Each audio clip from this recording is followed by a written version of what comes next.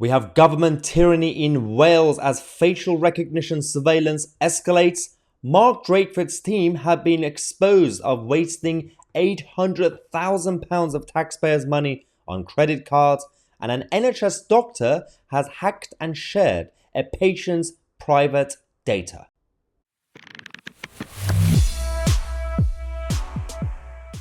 Welcome back to the show. So this video has a theme, and it's about tyranny, big government, big brother, and nanny state. This is what happens when you give too much power to the government and politicians and the state in general, because they can easily use it against you. And at best, there will be errors. At best, it would be creating some glitches. And at worst, they could actually do some harm in society. But where is the oversight? That's what we want to find out. So in this video, we're going to talk about the facial recognition technology that's been used in South Wales by the police, and we're also going to be talking about how, again, giving too much power and lack of accountability to politicians created a bit of a waste of taxpayers' money on behalf of us when it comes to Mark Drakeford's government, £800,000, and what's going to happen in the NHS when a doctor becomes a stalker. First, let's talk about South Wales and the police, because these guys have been experimenting with a couple of things over the years, and one of them is facial recognition technology. And they said it's all for the good of the public. It's for the greater good. We want to keep society safe. We are going to do some trials. And don't worry, guys, everything's going to be fine. Don't freak out. Yeah, we feel absolutely okay about this. So for those who don't know, they could have police either using their police vans or just fixed cameras, or actual, and now we're going to have AI, artificial intelligence bots going around and easily and constantly monitoring your face. And if they get your face, they can have access to all your data, anything that you have from your NHS records to all the private information. Now there will be some humans behind it, behind a computer, checking this. So it's not just a complete robot, it's also actual bureaucrats and police officers who will have access to all this information just because you're walking around the streets. And if you're attending a march, a peaceful protest, or anything really, and they could have that power to completely control you the moment you leave your house. And we are here to hold it to account, because this is dangerous. They are going to be trying it again because a celebrity is in town. A celebrity came this week to Wales, South Wales, Beyonce. So a rich celebrity is going around doing a tour, and because of that, as if this is some sort of matter of national security, they've decided to increase surveillance. And they, not just normal policing is fine. Security is fine. If there's a concert or a football match or anything, policing is fine. We have security for the venue. We've got police officers outside the venue. But we're not really going to go out there and monitor every movement of innocent people just in case they become harmful. Just to make sure, okay, is that person okay? Has that person paid his ULEZ tax or clean air zone tax? Has this person stolen an apple from a shop? Not the apple product, the apple, the fruit. Why? Why are we allowing this to happen? That's what I'm trying to find out. So this technology has already been exposed as problematic. Obviously, we know advancements happen, and things change, where things get modernized. This is the new world we're living in. We get it, and we're not just gonna go, well, let's just take everything back to the caveman days. But it's about having accountability and not going too fast and too deep quickly with these sort of experiments, especially when it's in the hands of a bunch of out of touch idiots. So you've got the dinosaurs of the political system and the police who don't know anything about anything. And they are playing with these new toys. And they want us to think that we feel safe. It's for our interest. Everything's going to be fine. Now, the Big Brother Watch, their team, is a very good organization. They hold the power to account. They responded to the news that South Wales police will be using live facial recognition in Cardiff this week. They did it this week. And actually today as well. Mark Johnson, advocacy manager at Big Brother Watch, said, live facial recognition is an authoritarian mass surveillance tool that turns the public into walking ID cards. South Wales police are riding roughshod over citizens' rights to privacy with this decision.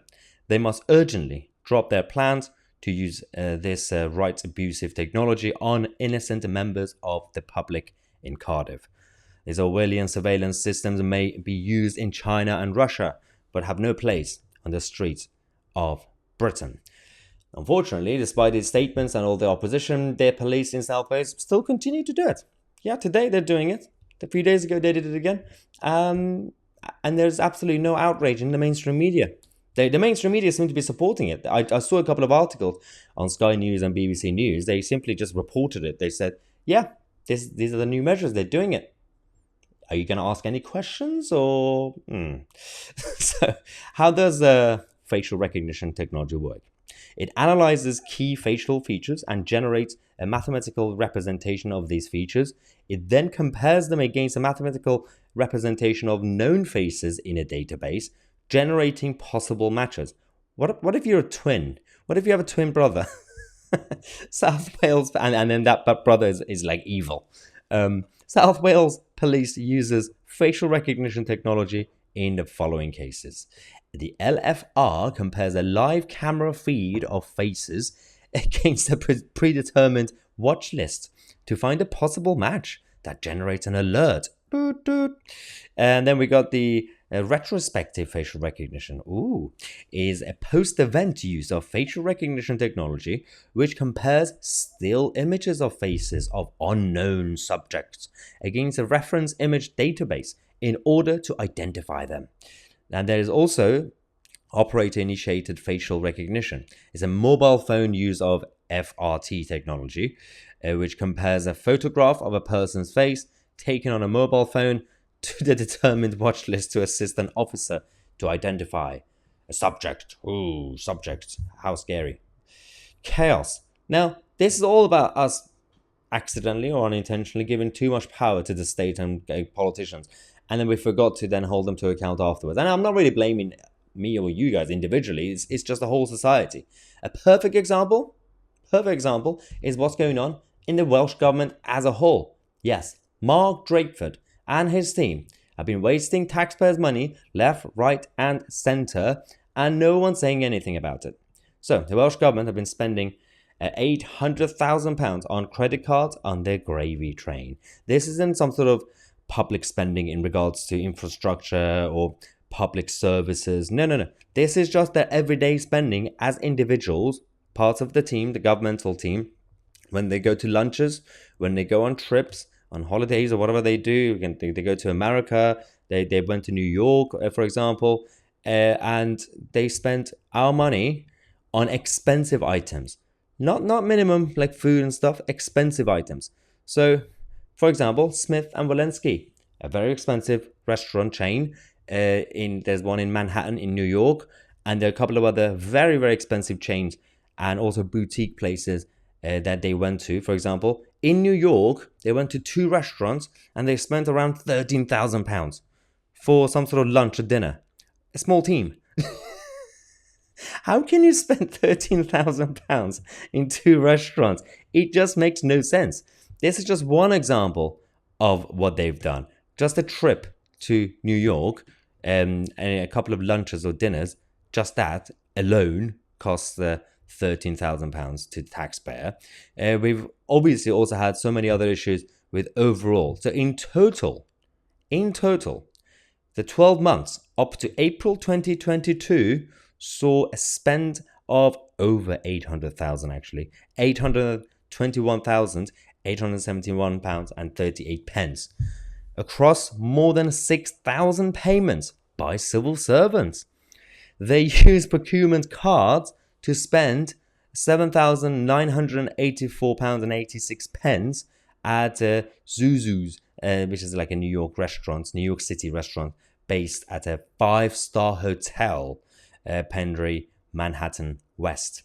And another £4,956.49 at the Smith and Wollensky Steakhouse in Manhattan. I mean, are you kidding me with this? Couldn't you just go to McDonald's or just stay in a hotel and just have room service, something cheaper than this. It is too much. It's absolutely too much.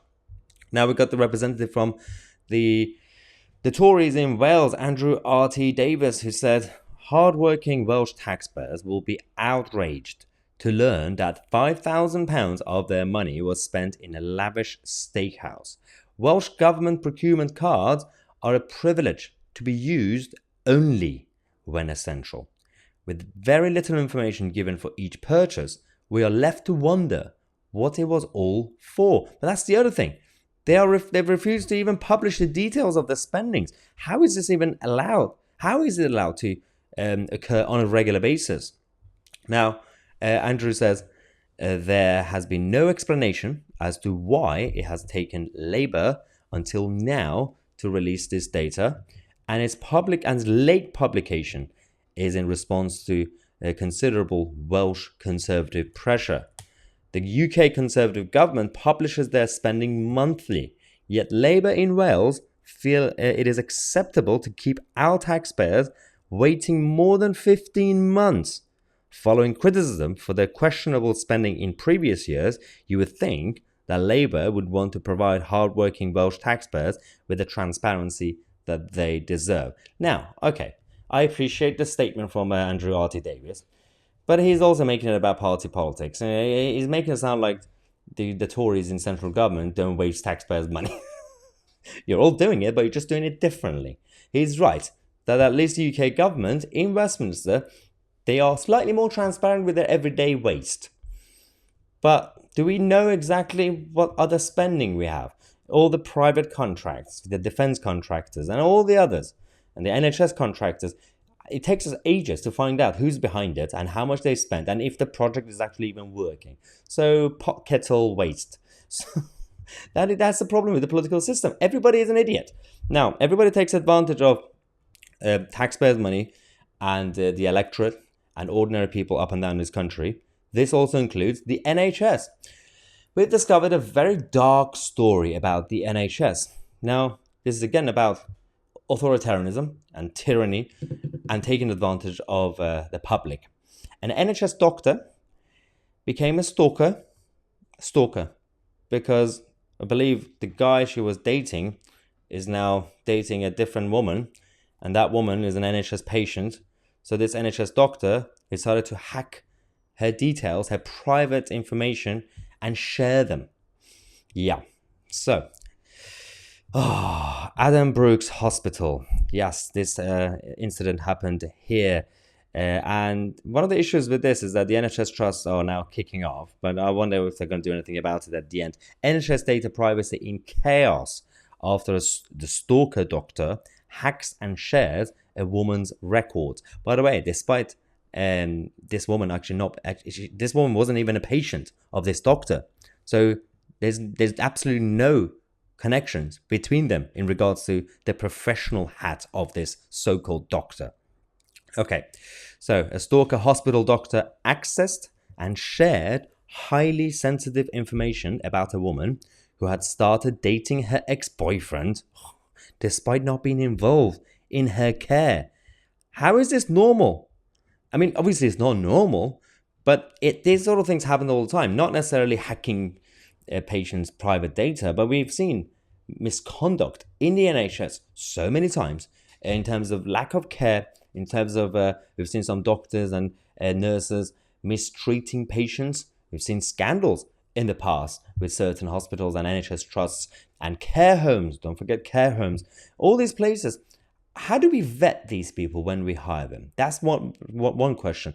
Secondly, during their employment, what sort of supervision do we have that this happens on a regular basis? It's not just one person or two people every now and then somewhere. We have so many complaints about the NHS compared to like the rest of the world. Obviously, these sort of things happen everywhere. But in terms of as a healthcare system, this happens in the NHS quite regularly. But they're way too busy clapping with the rainbow flags and unicorn popcorn and everything else. I don't understand what they're up to anymore at this point. All right, let's get to it. The victim was left in fear, shock, and horror when she learned that the doctor had used her hospital's medical record system to look at the woman's GP records and read and share intimate details known only to a few people about her and her children. Oh my God. The woman said, I felt violated when I learned that this woman, who I didn't know, had managed to access on a number of occasions details of my life that I had shared with my GP and only my family and very closest friends. It was about something sensitive involving myself and my children, about a family tragedy. Now, how safe do you now feel about going to your GP and sharing your private information? Anything that happens in your life? I mean, I wouldn't really. I'm not surprised that people are skeptical when it comes to the NHS as a system. Now, Sam Smith, not that Sam Smith, a better Sam Smith, I guess, the Health Data Privacy Group, Med Confidential, the guys from there, said, this is an utterly appalling case. It's an individual problem that the doctor did this, but it's systemic as a problem that they could do it. And the flaws in the way that the NHS's data management systems work meant that any doctor can do something like this to any patient. If you are registered with the NHS in England, this could happen to you. This is the problem with the system. So, as Sam Smith said, this is an individual case, but the systemic flaw is there. Any doctor could take advantage of any patient's or NHS users' data, even if they are not linked, even if they are from a different parts of the country and different NHS trusts or a hospital or GP practice. Isn't it scary? A little bit terrifying, isn't it? Now, again, the Addenbrooke's hospital, this is quite interesting because the mystery was solved when, at that woman's request, Addenbrooke's gave the woman a detailed audit of all its staff who had accessed her medical records. So she had to complain so many times until they gave her the audit, detailed audit. Otherwise, she wouldn't have found out at all. This audit showed that the doctor had accessed her medical records 7 times during August and September last year in 2022. On 3 occasions, the medic first accessed Epic, Addenbrooke's own hospital medical record system. She then clicked through to a different record system called GP Connect, which contains detailed notes of conversations that her former partner's new girlfriend had had with her GP about the painful impact of the tragedy, and the health of one of her children. I mean, this is pure evil. So as an individual case, this is just evil. Systemically, it's also absolutely chaotic. That's why I did this video, so you guys know the whole theme of this video today was about the potential tyranny that we could easily have in the same so-called free West, free and democratic society that we have. How much power do people actually have against the system? That's the question. Now let me know your thoughts in the comment section. Do you feel safe or not? I'm Mahyar Tousi, and we are the media.